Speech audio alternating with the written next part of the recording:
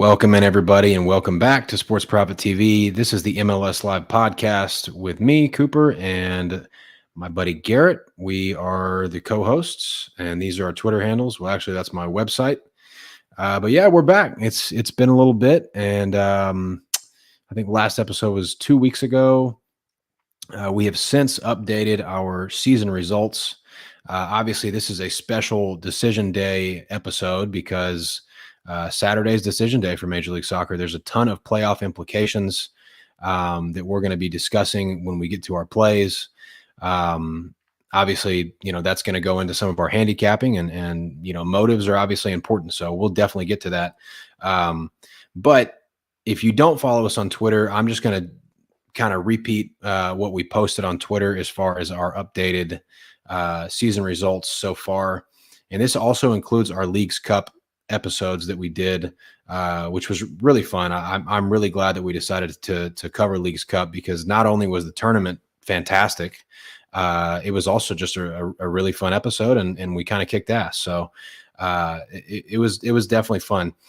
So far this year, we are 78, 48, and 8, right at 62% win rate. So yeah, I mean, we're pleased with that, and we should be, we put the work in, we get on here, we do all this for free for you guys. I'm gonna say 62% for free too, man. Like not a dime. Yeah, no, it's, I mean, that's quality. That's quality. That's called being for the people. That's right. And that's why, we appreciate everybody that rides with us, and it's really fun. I mean, I've said it forever. There's really nothing more fun than crushing bets with people that people that people that you talk to. That's the most fun part of, as toxic as the Twitter gambling community can be at times. For me, it's all worth it when we're crushing because it's just so much fun. And it kind of it's great. It's a lot of fun, but yeah. So let's see, Garrett, any thoughts before we get into it? No, it's going to be a fun end to the regular season. We got some futures on the line. Just need, if Bouanga, who's 3 ahead of the Golden Boot race right now, if he hits, that's 3 in a row for me. Back to back Golden Boots. So and I tailed this year, so I'm really rooting hard for that. I felt like I missed out on the last 2 years, but I got on this one. So I'm looking forward to that, and I'm not counting out any of the champion futures either. Just based on how the new format's going, I will touch on that a little bit. So decision day is the last day of the regular season where playoff seeding is going to be decided. Teams who can get above that 9 cutoff spot. A lot of teams in the playoffs. I'm not a huge fan of that, but you're going to have 8 and 9 seeds having a play-in game. And then the winner of that game will play the number 1 seed, and all the other seeds will filter out 2 to 7, 3 to 6, stuff like that. So is the play-in game, is that a series? It's just a one game. It's like a wild card game. So when does the best of 3 come into play? After that game is decided, because that's who the 1 seed is going to play. So every round in the playoffs is going to be a series? No. So you have the play-in game between the seeds 8 and 9. Yeah. So they play one game to decide who makes it into the playoffs. A knockout. Yeah. Yeah. Once that team's in, they play the 1 seed in a best of 3. 2 plays, 7, 3 plays 6, 4 plays 5. All of those are best of 3, with the higher seed getting the 2 home games should they need them. After that, it goes back to knockouts, single elimination for every round after that. Okay, gotcha. Makes sense. Our guy Jay in the building. What are we talking about here? Death taxes in Brazil, pooping down their own leg in an event related to the World Cup. What do you know what that's in reference to? They lost to Uruguay tonight. Oh, but wow. I mean, it doesn't matter. Like half the teams get in. Brazil's not worried. Okay, gotcha. All right, well, let's go ahead and get to it then. First play on the board is going to be a 2-game parlay And this is going to be yours, Garrett.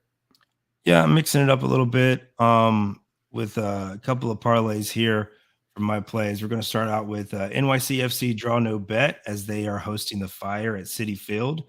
And then I'm going to add in Nashville SC under 3.5 as they are hosting the New York Red Bulls. NYCFC is in a must-win at home where they've only lost 3 games all season. Home being anywhere between Yankee Stadium, Citi Field, sometimes Red Bull Arena, just somewhere in the greater New York area. But it all counts as home games. And they're hosting the Chicago Fire, who have dropped 9 of their 16 away games this season. NYC is the 12th seed, Fire the 10th seed. So these are both trying to play in to get into a final playoff spot. Again, that cutoff is at 9. So a really big game for both sides. The Fire, though, they only have 2 wins since Leagues Cup. That was 10 games ago. Now those 2 wins have come in their last 3, so their form is getting a little better here right when it needs to. But NYC have taken points in their last 5 home games. And at home, they're giving up less than a 1 expected goal against and averaging 1.5 expected goals. You can basically do the inverse of those stats for Chicago Fire when they're on the road. Fire are also missing Gaston Jimenez. He is suspended. He is their best holding midfielder. And then Kutsias, is he Greek or is he Cyprus? He's Greek. The Greek striker they brought in, the kid. Yeah. He left at halftime last match, and he is a game time decision. It's a huge game, so I'm sure if these guys can go, they will. But that is a big loss for the Fire if he can't go. But I think actually Gaston Jimenez is probably the biggest loss there for them. So yeah, I'm getting draw no bet. It's expensive. It's why I'm parlaying it with the Nashville under.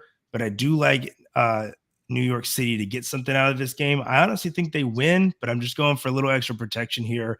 A draw doesn't really help either side, given some of the other games that could play out. I think the Fire could technically get in with the draw. I would have to double check that. I think they need to win. And then with the Nashville under 3.5, this Nashville unders, Red Bull unders, like they're just great. Nashville's over under record is 12-21. That's 12 overs, 21 unders on the season. That is 6-10 at home. So 10 unders out of 16 games at home this season. The Red Bulls over under almost the exact same thing, 12-20-1. And it's 5 and away when they're away. That's 11 unders in 16 matches. If you want to, really just dive into it and see how many times has this under 3.5 hit for these games, all competition, all league games. For Nashville, it's 82%. For New York Red Bulls, is 85%. So this just feels like a super safe leg to add to the New York parlay leg I like. And I think this is a really good price at -116. Yep, I like both of these, and obviously I'm going to be involved in one of these games later in the show. NYC, yeah, they've got to win to even have a chance, and they would need some help. Chicago, if they draw, would still need some help. So neither of these teams are like a shoe-in if either of those outcomes occur. But NYCFC knows that they have to win here. I was kind of onto this NYCFC team a couple of weeks ago when I kind of prematurely backed their team total over 1.5. I kind of felt like they were going to need to unhook the wagon down the stretch here. The last 3 games that NYCFC has played at home, they've created over 2 expected goals in all 3 of those games in scoring chances. So the attack is looking better, a little more lively, and they've been defensively sound all year. So without Jimenez, honestly, for Chicago, like I don't know if that can be understated. That's a huge loss for this team. I do like the draw no bet here as a part of the parlay, and then obviously I like the under in this the Nashville game as well. Rotation for Nashville is not out of the question here, is it? I don't think so. I don't think they'll rotate. Nashville really needs to get they looked good last match, but they have struggled like the past 6 weeks. So they really need to get that form going. I can't see them outside of somebody like just, nursing an injury, them rotating anybody because they need that momentum going into the playoffs. But no, their spot is set. They can change the seeding a little bit, but they're not getting a home game. They're not risking falling out of the playoffs. They're just going to hover around that 7-6 spot. Yep, I like it. Cool. Alrighty, on to the next game here. Oopsies, wrong button. All right, Portland Timbers at home hosting the Houston Dynamo. Houston Dynamo obviously been good to me, for many times this year. They have cash tickets of mine, but I'm going to be fading them here. I'm going to take Portland Timbers at home on the money line plus the 113. Portland has got to win. Let me see. Yeah, so they've got to win unless they want to risk being involved in the play-in. So it's important for them to get a result here. Houston is, I think still kind of vying for home field opportunity here, which obviously Houston at home is much better. Look, I realize Houston is they're a pretty good team, and they have been one of very few teams that have kind of cracked the code on the West Coast a couple of times this year, which has been, the West Coast has just been a fortress in Major League Soccer. But I'm a big fan of the new manager bump for Portland. They've really gone on a great run since Joseph has taken over. They have really kind of turned things on. Asprilla got healthy at the right time. Everybody kind of got healthy at the right time, and the attack looks better. They're playing good at home. This is a team that obviously has playoff. I mean, I don't know how many years in a row they've been in the playoffs, but this is a club that's used to being in the playoffs. I think the home atmosphere there will be electric. I mean, this is the biggest show in town in Portland when you talk about professional sports. So I think it's going to be awesome, an awesome environment. I think that, that's going to play a role here. The West Coast obviously has been a big part of things this year. And I just think it's a Portland spot. I mean, I don't think, I wouldn't be backing Portland at a neutral side or on the road here because Houston's pretty good, but the spot here for me is screaming Portland. So again, I like the way they've been playing under the new manager, and I'm going to back them. Yeah, no, Portland being at home, of course, is key, right? Like if Houston's at home, that's an easy L for Portland. Like I would call that all day. So the concern is, and now these are both road games, but Portland has not looked great in their last 2 games. And this is the biggest game of the season for both clubs. Outside, well, I guess Houston was vying for a trophy, so I guess I can't go that far. But it's just such a big game, man. Houston, again, like I said, they can't lose. I think if they lose, they will lose home field advantage because I think one of the teams below them, either Vancouver or Real Salt Lake, will jump them. And if they lose home field advantage, it is 100% on their away form. It's just Houston has been pretty fadeable on the road this season. This one though just gave me like a little bit of draw tingles there, only because of the magnitude of it. Mm-hmm. But if there's between one of these two sides, Portland would be the less phased by that pressure. Like I said, I think the past 8 or 9 years, it has been Portland or Seattle, like in the conference championship game, like every year. So they're used to the success and that pressure, and being at home is huge. I wish the price was a little better given where Houston is in the standings, but the books aren't dumb. They know what Houston does on the road. And yeah, so I'm worried a little bit about the draw, but I think Portland should get it done here. I mean, they have so many things going in their favor for this one. So yeah, I think Portland's probably the right side.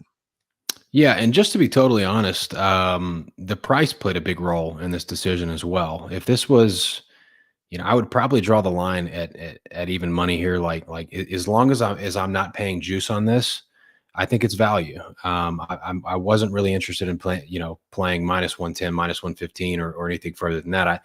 Then I would have kind of, put the brakes on, but I like the plus money, and that kind of makes it worth it for me. So, all righty. On to the next game we go. So yeah, Ooh, so I've got Rapids. Colorado hosting Real Salt Lake, and I'm gonna grab Real Salt Lake at draw no bet -112. I just found this price pretty surprising. It's a chance for RSL to jump to fourth with a win. They like I said, if Portland does what you want them to do and they win, and RSL wins, they will jump Houston and get fourth to get that coveted home field advantage in that best of 3 series. Um, and then RSL is the best road team in the West. They've picked up points in 11 of 16 road games this season. They do have a bunch of game time decision calls for injuries and stuff, and they are coming off having to play midweek.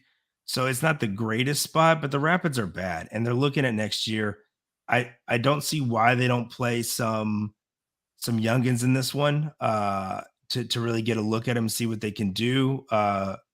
Colorado's development team, that academy side, made a good run in the next pro playoffs. So I don't know. There's contract stipulations and stuff about how many times you can be called up, but it would be interesting to see if they give any of those guys a shot to play here with some big boys in a game that's going to have some intensity because RSL wants to win, right? Mhm. So I just don't see them having much to play for. I don't Right. believe in that spoiler mentality. Like that's not motivation for me, right? To spoil somebody Not else's here. season. Yeah, not in Like this situation. the Rapids have just been so bad all season. I don't see a lot of them from the new manager as far as changes. They're already talking about who they're looking at hiring. Um, so yeah, I think a draw no bet here. I'm not having to eat much juice. For the best away side in MLS, I don't see how RSL doesn't get at least a draw here. Yeah, I'll be honest, dude. When I looked into this one, I think this is probably the sharpest play on the show today. I think this is the sharpest play, especially getting it like the price. The price is baffling. Um, Also, standard Denver home game. Colorado Rapids have a huge advantage because of the elevation. Well, Salt Lake City is only 800 feet difference in elevation than Denver. So, take that into account. These guys are already playing and practicing at elevation every day in Salt Lake. So, um, and yeah, there's really no comparison between these two teams. Colorado has lost 8 of their last 12 outright. They've only won 2 of their last 12. They just stink. Like this is not a good team. Like you said, if they run the youngsters out there, There's 0 to Salt, play for. I mean, half of this team won't be here next year. Like yeah, you're gonna see some major turnover. There's just nothing to play for. And then just if you caught RSL's midweek game, Axel Kai made his pro debut at the age of 15 for RSL. I If saw you that. if you don't know who he is, you need to Google him. He's the biggest 15-year-old I've ever seen in my life. That dude Wow. should be a linebacker in the NFL right now. Is he So a defenseman? no, he's a forward. Wow. He is massive. Yeah. So it was cool to see his debut. I've followed him since the Monarchs signed him when he was 13, RSL's development side. That's when he debuted for them.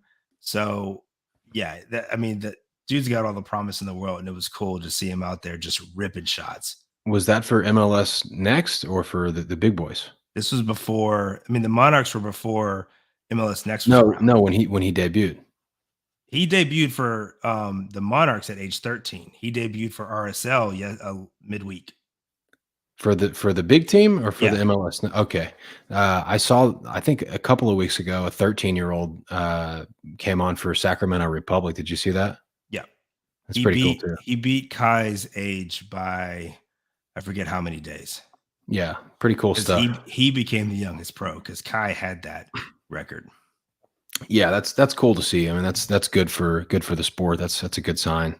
But what I was going to say about this last thing, and then we'll move on to the next game, um, if they do run the youngsters out there, the Rapids, Salt Lake will close at this price or better on the money line, not on the draw no bet. So I don't know what they're thinking setting the price here, to be honest with you, but Well, like I said, they've got like 7 dudes who are game time decisions, and like not small names, like guys like Arango and Savarino and stuff like that. Like, now it's a big game. I think most of those guys play.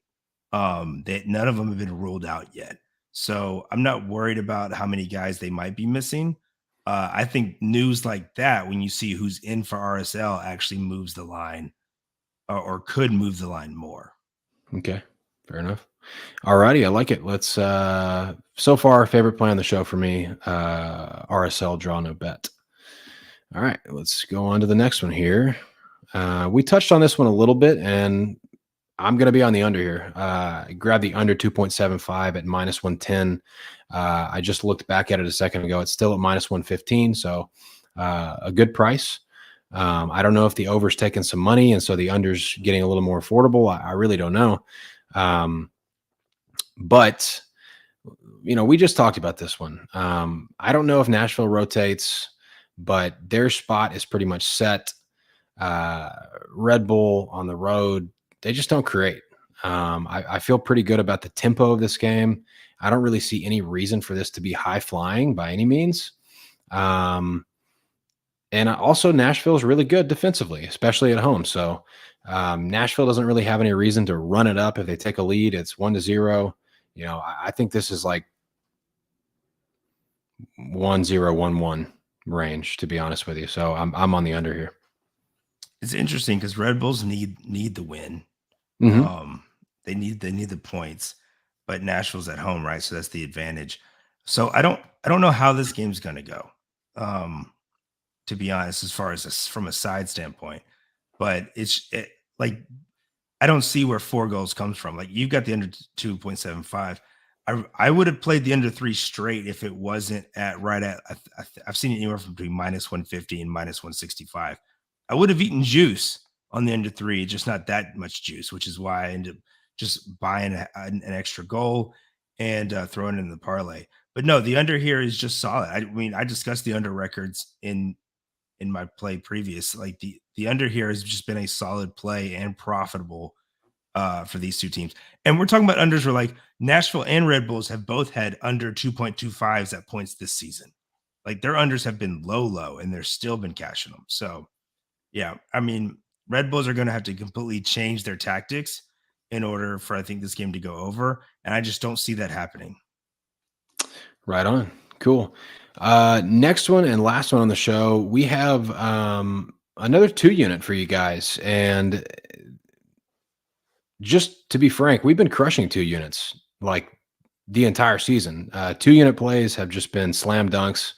I think we've had a couple of 3 units that I think we've done well on as well. Somebody responded to our update on Twitter last week, because obviously 62% for the season is really good. And he said, well, I don't know how to interpret like text sometimes because you're not seeing people's body language, right? That's a big part of communication. But he seemed a little snarky with his response, just to be honest. I felt like it was a little snarky, like, what's your unit count on the year, instead of like, great job on the 62%. He wanted to know what our unit count was. And I, of course, just politely responded and said, well, I'll have to go back and track. It takes some time. If you don't do it every week, if you don't keep up with tracking, it takes time to go back and do it. So I am going to do that, but he may be surprised to know that we've been crushing all of our multi-unit plays all season. So our units our unit, like our ROI on this show, might even be better than our win percentage. So yeah, it's been pretty great. But Garrett, this is yours. Yep. So another parlay for y'all, 2-legger. I get Crew team total over 1.5. They are hosting Montreal.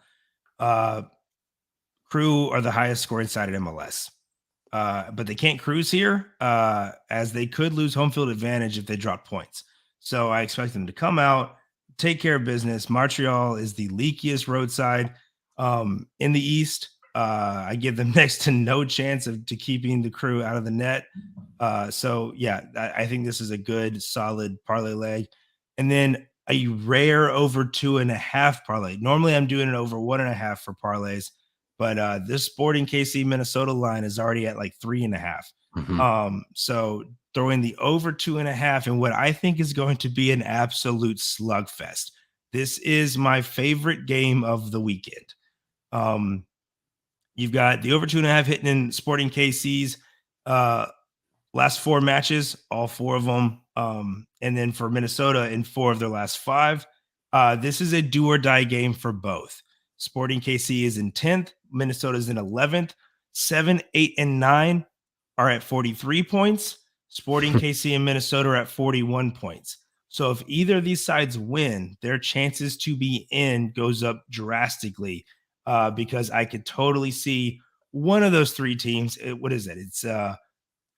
It's Portland, San Jose, and somebody else dropping points somewhere. Like they all are playing sides where anything could happen, really. So it'll be wild to watch as the game unfolds, as the rest of the games are going on, what's happening above them, because I just think these 2 teams are going to go at it. This is the game where it just needs 1 goal. And once you get 1, we are off to the races. These 2 teams are going balls to the wall. I had to think about if I could say that. Balls to the wall for the rest of the game. Like it's going to be wild. I am super excited about this game. I think it's going to be electric. MLS isn't like really big on so some of these totals. And the reason why I'm okay with it playing at the 2.5 is some of these totals I feel like this weekend are inflated. You get sides like Bundesliga where, I mean, like every game could have 5 goals the last game of the season. Like they just go crazy. MLS doesn't do that as much. It stays pretty consistent.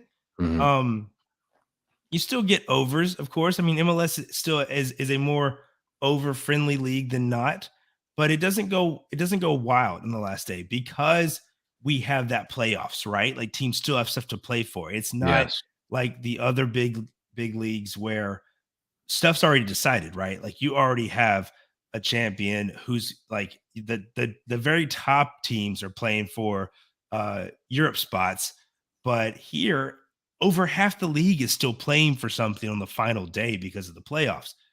So yeah, I'm super excited about this game. I think it's going to be absolutely electric to the point where I'm willing to put the over 2.5 in a parlay and eat that juice. I get it here for -103. And yeah, dude, I love this play. It's why I'm putting 2 units on it.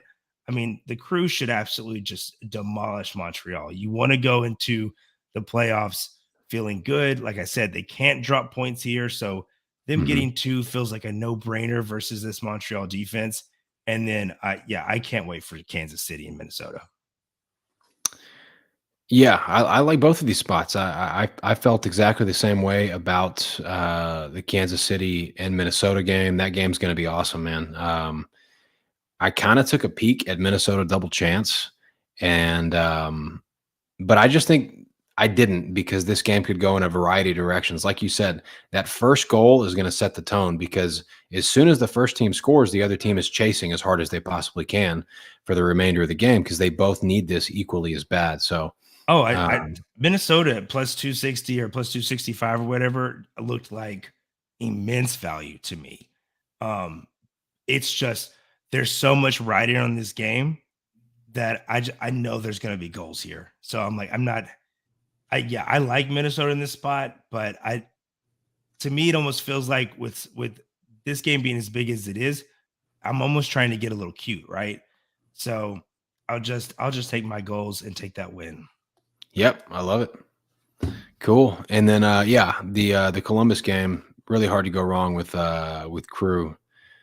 They need this for home field advantage, if I'm not mistaken. So yeah, they can't drop points. They win, they'll have home field advantage. If they draw, they need some stuff to go their way. So not dropping points, but scoring on Montreal is so easy, man. Yes, sir. Yes, sir. All right, and then we are going to definitely be. We'll have more special edition content once the playoff bracket is drawn up. once playoffs get going, that's maybe my favorite part of the entire season is MLS playoffs. So, talk about electricity and fun and just awesome home field environments during MLS playoffs. So we'll definitely have you guys covered for that as well. I'm hoping the books will have a series winner.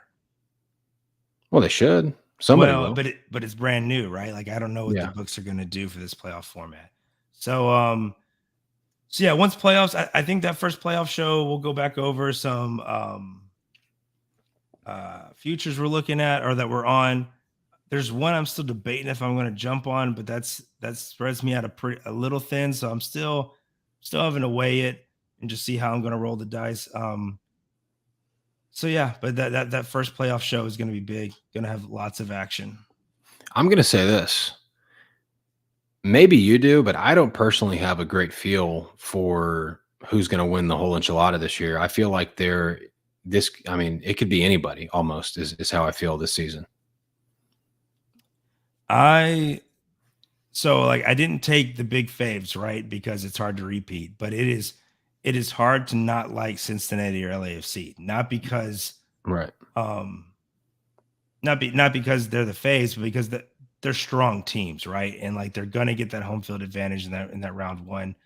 But the one that sticks out to me that I'm still mulling over is Orlando. I've got closing line value on Real Salt Lake, closing line value on Vancouver. Nashville has stayed the same. And so like I've got horses. But Orlando is the one that could mess with people and absolutely ruin one of those top dog seasons. Yeah, and I mean, like I know at times we got Vancouver before the season started, though, right? Yeah. Yeah. Okay. At like 6,500. Yeah. What about RSL? RSL, I took as an addition when I grabbed Nashville, and I think they were. Don't hold me to this. I think it was 5,500. I could totally be misremembering. They are not. They were. I'm looking at them now though, and there's like plus 22. That's not what I got them at. That is a worse price. I grabbed them mid-season when I made the Nashville edition as well. Gotcha. Cool. All right. Anything else? No, we'll have some player news and stuff probably. The playoff games. There's already been some announcements of guys not coming back. The one that sticks out, Kai Wagner for Philly. Philly's not bringing him back. We'll see where he lands. MLS teams are interested, but he's also got European interest. So anytime you can get a guy like Kai Wagner, even as depth on a free, I mean, Europe would be stupid to not take advantage of that.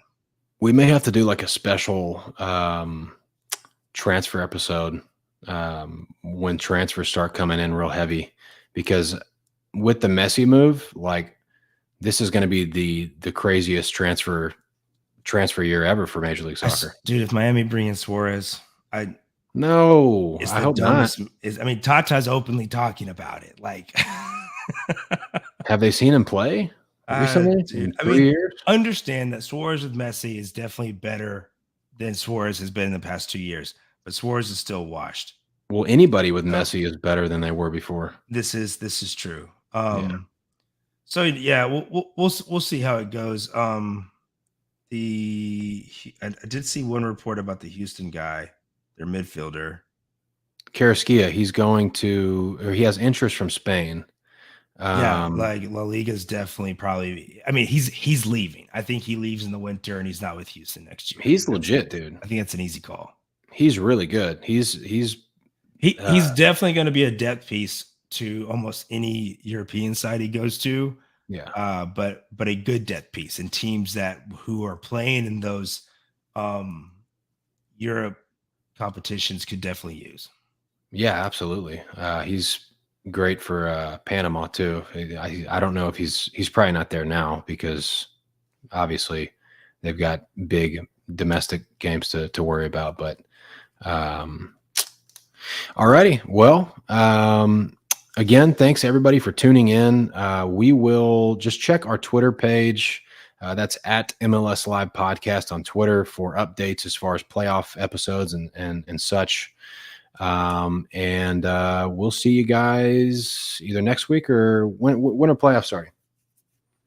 Oh, I'll tweet it out.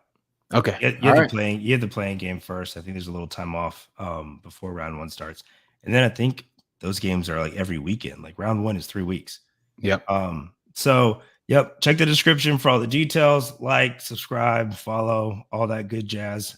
Best of luck to whatever else you're on this weekend. We'll catch you next time. See you guys.